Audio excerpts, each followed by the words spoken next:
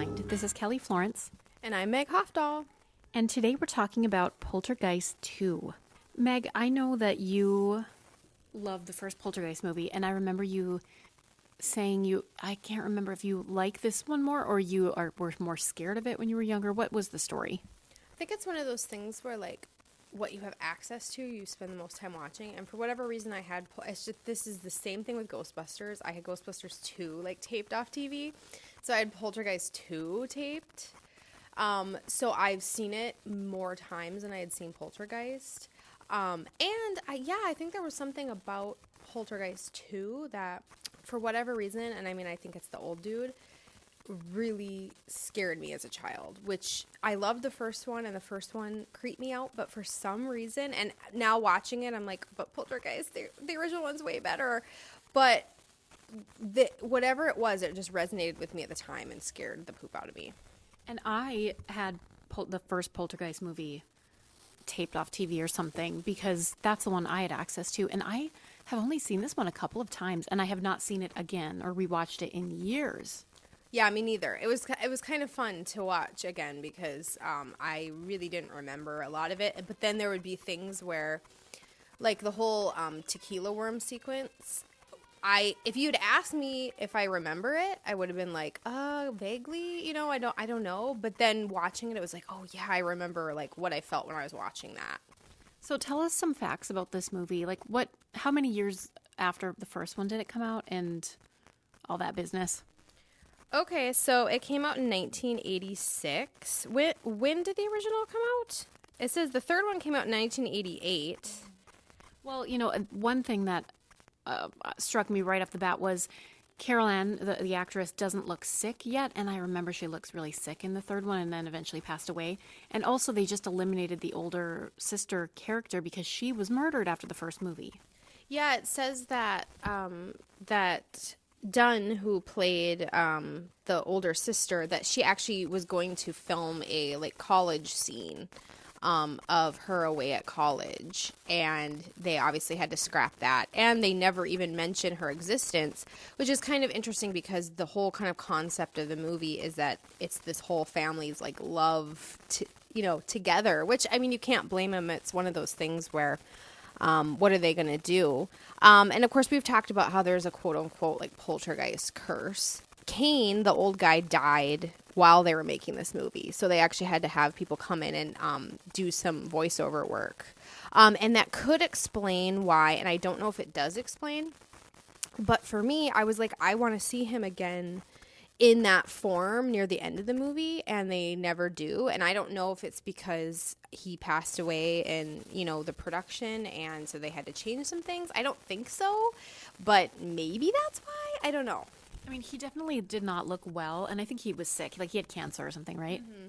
Yeah, he did. And then Will Sampson, who plays Taylor, also, he passed away shortly after. So there was that, again, the sort of concept of there's a curse. But what's kind of interesting is this movie was nominated for both an Academy Award and a Razzie. So that doesn't happen every day. No, that's very interesting.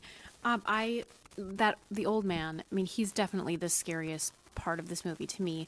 He looks like a talking skeleton, like a skull. He looks that gaunt and frail. I'm sure they added a little bit of makeup, but yeah, it's funny how scary he is compared to everything else in the movie. And as a child, I think maybe when I was watching it, it sort of was that stranger danger thing of he like a small child might seem, old people sort of seem harmless in a way. And, he's sort of creepily singing, and he's got that kind of old-timey outfit. And there's just something about him that he just haunted my nightmares. And side note, if you're curious, the Razzie was for nominating Zelda Rubinstein for Worst Supporting Actress, and the Academy Award nomination was Best Visual Effects, which is funny. It's interesting in a movie like this to see, when you talk about a smaller budget movie like Blair Witch Project, it holds up because it doesn't rely on these big swings. but at the same time, you have to like give them credit because this is how technology in films and in general gets better, is by doing those big swings. So I don't know, it's sort of tough because it's like you have to sort of respect that they did these, like, try to do these really big sequences, and some of them actually I thought landed pretty well, but then other ones just fall flat. Yeah, it's always funny to go back and see the special effects and realize, okay, the animated stuff now, I mean, then it was like top notch, but now it just feels kind of cheesy. The other thing about this sequel, Poltergeist 2, I love seeing that this family, it's a little bit older, but not much. And also, how would this family handle this situation? Do they have PTSD? Are they able to move on? Were they able to forget? What are they struggling with financially and socially? And so we don't get to explore that a lot in sequels. Yeah, I sort of like the direction they went because it's sort of this reality of, yeah, our house was like completely ruined, and like now we have to live with the in-laws, and now we don't have any money. And of course they do a really good job, and they did this in the first one. They make us care and like the couple and the family. It's cute that the brother is sort of older now, and he's kind of like prepubescent now, and so that's kind of a cute thing to see. And yeah, Carol Ann seems like she's, I mean, barely any older. But yeah, they did a good job of like exploring the sort of realities, even though it's like this insanely fantastical world. It kind of, and that's the kind of horror I like, where there's like that realism plus that sort of almost gonzo horror. And so maybe that's one of the things I liked about this movie, were those sort of two polar opposites. So they, lost their house because their old house was built over. They said in the first movie an Indian burial ground, right? Yes, it was built over what was believed to be an Indian burial ground. So to go into all that, obviously Will Sampson's in this movie, and I love him. He's in one of my favorite movies of all time, One Flew Over the Cuckoo's Nest. And obviously the way his character's portrayed is a very cliche way to portray Native Americans. On one end, I really appreciate that they decided to bring the Native American element in, because they mentioned it in the first movie. It was like, well, it's built on Indian burial grounds. And this way there was actually a perspective of a Native American. Now, again, he's super cliched, and it's sort of like going on that whole like Native Americans and magical realism, and like they are mystical, and they're not like normal people. And so obviously there's that sort of racist angle of it too. So it's like one of those things where it's like kind of nice that it was a big part of the film, but it was the 80s. Yeah, we can only, I guess, expect so much from them. Just recently in Duluth, they were starting to build a new road, and they found an ancient burial site, and they had to stop. I'm glad they did, instead of just covering it up, because all of those engineers would have been cursed. Yeah. Yeah, I mean, isn't it nice, like, whenever, like, we sort of look at humanity and we see, like, Trump's tweets or whatever, not to get political, but whenever we're like, oh my gosh, like, humans are monsters, it's nice to know that, and we were talking about this way back when we were talking about Phantasm, about, like, sort of, like, how we take care of our dead, and the sort of ritual we have with it still. It's sort of nice to know that even though someone's passed away, we still like find meaning with their burial site. I think that's like a nice human trait of ours. So the one line close to the beginning, Carol Ann says, "I don't want to grow up much." And it was so sad because it was so true and real.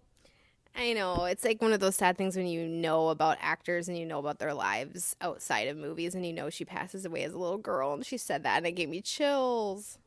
Poor girl. Another aspect of this movie is this cult leader. Speaking of the creepy guy, he's the leader of this cult. And the reason that I find it so extra disturbing is because it happens. And there's cult leaders, and there's people who follow them and end up getting killed or killing themselves for these people.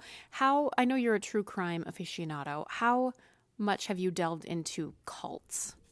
Yeah, I find them fascinating. And as I was watching it, I was thinking about one of the sort of subjects I've come to really like do a lot of sort of listening and watching and reading about lately is Jonestown. And this movie was, what, 10 years out, a little bit more than 10 years out of Jonestown. So I can imagine how, it's really in the zeitgeist of sort of what's going on in the news, and how it's become a reality in American life, not just globally, but, here in America. So I find cults fascinating, especially ones that, end up with something like a Jonestown situation, or in this movie where they follow this man, underground, because he swears that that's going to, work out for them. And I mean, really, there's not much difference between Jim Jones and Freddy Krueger, is there? No, they're monsters. And can you remember, oh, was it High Country, the documentary that we watched on Netflix this past year? It's all about a cult. And thankfully those people, I mean, a lot of them lost everything, but at least they didn't lose their lives. Yeah, I mean, you think of Heaven's Gate, you think of all these like extreme situations where people, I mean, literally give up their life. I mean, and sometimes reluctantly, but sometimes not so reluctantly. So it's a fascinating facet of true crime, and I think it makes Kane's character all the more creepy and realistic. So speaking of him again, he reminds me of the gentleman from the Buffy episode called Hush, and it's one of my favorite episodes of all time. They look creepy like he does. They're a little more extreme, but they levitate and they float through the town and they steal people's voices. And so for a few days, everyone just has to communicate without speaking. And it's a brilliant idea for TV because you have to tell the story a different way. And they're just a good villain to see visually. So if you're looking for something good to watch, check out that episode. This creepy old man, again, he possesses Stephen, the dad, Craig T. Nelson. And that scene is so icky and disturbing because imagine if somebody you loved all of a sudden started acting like he does in this scene. Yeah, it's like really rapey, let's be honest. And I don't know, it's something really terrifying. It's funny, as I was watching this movie that I haven't seen in probably decades, I have a book coming out, Daughters of Darkness, a sequel to my first novel, and I could see some things that inspired and influenced me when I wrote that. And it's funny when you like start to go back and you're like, oh, I could see how maybe that like sort of got into my consciousness, because there is that particular thing of sort of being possessed by another person and not being able to like, trust who's around you. And again, I think that comes down to that thing that why zombies are scary, why The Shining is terrifying, because it's like if you can't trust the person that you trust most of all, then what are you left with? And Craig T. Nelson like sold that scene very well for like a sequel horror movie. Yeah, it was great. And so the reason he becomes possessed, he's drinking this bottle of tequila with a worm in it, which I've never purchased tequila with a worm in it. I know you can, but I haven't. But he downs that worm and it possesses him, and it's disgusting. Have you ever drank a worm? Oh, hell no. No, and I know I've always like been like ugh about worms in tequila bottles. I mean, I don't think I'm alone there, but I think maybe this movie sort of helped me feel extra But I actually do think when he's throwing it up, they did a pretty good job. And the thing that crawls away with like the exposed ribs, it kind of looked like Hellraiser dude a little bit.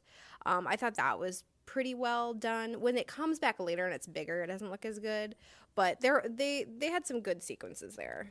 Something that you're going to read about in our upcoming book is some real life horror. And that scene reminded me of this story that I'm going to be sharing in the book about a man who had a 6-foot long tapeworm removed from his mouth. Through his mouth, Meg. I'm speechless. It was intact. He was like, my belly hurts. And they went in and did an ultrasound and they're like, you have a tapeworm, baby, and it's coming out through your mouth. I mean, I hope they like put him under before they took it out of his mouth. That's all I can think about is like, please don't be conscious while they take a six. I mean, he couldn't possibly be, right? You'll have to wait to read the chapter. It makes me think of in The Office when Kelly is like, they're trying to lose weight, and Kelly is like, she's like, the tapeworm should be like working pretty soon or whatever. Like it eats your food or whatever. Like it's a good way to stay thin, I guess. God, can you imagine? I mean, yeah, that's pretty gross. Now, I have to say, this dog, I think it's the same character dog. I don't know if it's the same dog actor as the first movie. He's a hero. Dog actor. I don't know, for some reason that made me laugh. You just said it with such reverence. Well, you know, I always have respect for animals, but I have even more respect after I learned that, you know, the dog from the Burbs is the same dog in Silence of the Lambs. It's like, what range? I mean, really? He is a hero. He grabs onto the like electrical wire while it's going all haywire. And I'm saying this as my Jack Russell's like trying to look, he's scratching, he's moving my arm to lay on me. He's not helping in any sort of way. He would not rescue me. Would Bucky rescue you? No, there's no helpful animals in our lives. So you go, dog. So maybe I'm skipping ahead, but the end of this movie is so bad, in my opinion. When they get into underground, all of a sudden, Carol Ann and her mom are sucked into the void, but it's like a really short scene. Like it didn't really make any sense. No, there's no explanation for why. And I mean, they're going there because these souls want to be released, and because they got a taste of what it feels like to have seen Carol Ann or whatever. So then there has to be something, but there isn't. It happens so fast. It's like whiplash where I'm just like, wait, why are they, I don't understand. And then I sort of felt like the whole climax was so rushed. I think because it was all visual effects, I'm guessing, and there's only so much money they had, even them, which they had a ton.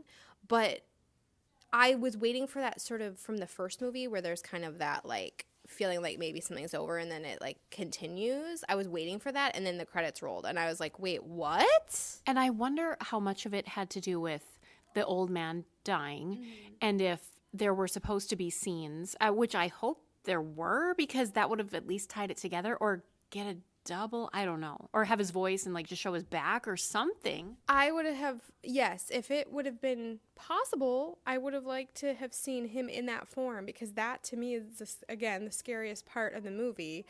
And we needed to see a showdown with him. I think we see some like visual of like kind of his face and that kind of thing, but it just was so rushed and so I don't know, it did not land with me at all. And and then the grandma kind of saves her, and then it's over. And it was just like, huh?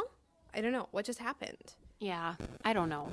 A couple things I like that how they showed how the family progressed or changed from the first movie. They don't have a TV in the house anymore. They're just listening to a baseball game on the radio.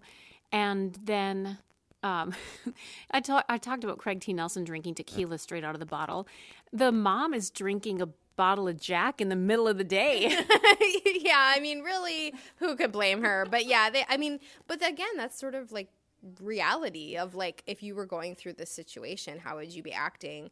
I like how they show them as real people, real flawed people. I think that's why this particular franchise sort of like held up when others didn't. And again, like I said, they've got those big visual effects. And like, I remember the braces scene affected me as a kid. I never had braces, but for whatever reason, that kind of stuck in my mind.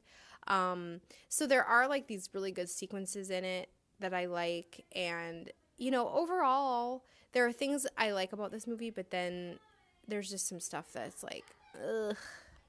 Yeah, I guess I wished more for it. Now, I don't know if we're going to talk about it on the podcast as its own episode, but what are your thoughts on Poltergeist 3, briefly? Do you remember? I think she's like staying in an apartment with her aunt and uncle or something. Carol Ann, I mean. Yeah, it's her aunt and uncle, and I mean, the same kind of stuff happens. It's a little more, there's like a little more of a teen angle where there's like her cousins or whatever and their friends. And again, she died while making the film, so they had to use like a body double and things like that. So it has that cobbled together feeling a little bit. But I mean, if you're a Tom Skerritt fan, it's probably your favorite. So it is my favorite. No, I mean Tom Skerritt's fine, but I remember it was on TV a few years ago now, and I was just like, oh, I don't remember this movie. I mean, I must have seen it, but And like you mentioned before, she has that. It's unfortunate, but she has kind of that moon face, it's called, from using like steroids. I'm assuming, and I'm saying not using steroids, like, but like being on prednisone or something. Yeah, being on prednisone because she's ill and stuff. So so there's just kind of that feeling of like, oh boy, I don't know. I feel like Poltergeist 3 probably never needed to happen. It's not terrible though. No, we already talked about the first Poltergeist movie, and we briefly mentioned the reboot in that episode, but just to reiterate, I appreciated the reboot. I thought it was good and scary still, and they did a few different things with it. They kept the teenage daughter home in that movie, I think. She didn't go and be gone for the whole movie. Yeah, that's right. That's true. Oh, I know what I was going to say. If this all happened to you, let's just put yourself in Jo Beth Williams' shoes. Would you not have a TV? Yeah, I don't think I'd have a TV anymore. I don't know. I really love TV. Well, you know how much I love TV, but if Samara crawled out of my TV, or if like some poltergeist pulled my daughter into one, I probably would get rid of it. That's where you draw the line. I feel like my threshold might even be like, yeah. You're like, come on, Samara, watch something with me. Yeah. I mean, that's just, it's not your TV's fault. Speaking of Samara, don't forget to tune in to our 100th episode when we're going to be talking about The Ring. Can you believe we've had a 100 episodes coming up, Meg? No. I mean, I think it's because you do all the hard work. I just prop Meg up and shove a mic in her face. No, I'm just kidding. But anyway, yeah, it's been a ride. Anything else you want to say about Poltergeist 2? You know, I think it's a pretty decent sequel. It just felt really rushed there at the end. But you know what? I think Craig T. Nelson is great in this movie. I think the acting overall is great in this movie. And I think that it should be applauded for at least attempting to have another cultural perspective. Even though it's in its sort of like limited 1980s view, it did actually allow for another sort of perspective. So that was kind of nice. Yeah, true. Let's rank this movie. What should we use for our scale? Are you thinking tequila worms? Yeah, remember it has a little eye that like opens up and like looks at him through the alcohol, so it has to have the eye in it. Okay, so on a scale of 0 to 10 tequila worms with an eye, 0 being you hated it, 10 being it's a perfect movie, how many do you give Poltergeist 2? I'm going to give it 6 tequila worms because, again, I think that it's decent acting, but it's a little, like, it has that kind of cobbled together feel, which, again, maybe you can't fault them because a lot of people sort of died and things like that, but I think the climax just way too rushed, and it doesn't necessarily hold up with a lot of the visual effects and things like that, and unfortunately that matters. And I'm giving it 5 tequila worms because I something about the first one, I just really like that group of paranormal researchers coming in and like you get to see the stuff and like more creepy stuff happens. I mean, some creepy stuff happened here, but I didn't feel what I felt when I rewatched the first one. Yeah, and I think at the end of the day, it's expectation, and I think I was wanting to be more scared and creeped out and things. So yeah, all right, I think that's fair. So, Horror Rewind listeners, make sure to check out Meg's new novel coming out soon, Daughters of Darkness. You can find it on her website, meghofdahl.com, or on Amazon. And then also make sure to check out our website and social media, horrorrewind.com, and you can find us everywhere else. Bye. Until next time, we'll see you in the horror section. Oh, I messed it up, Kelly. Fine. Just say bye now. Bye.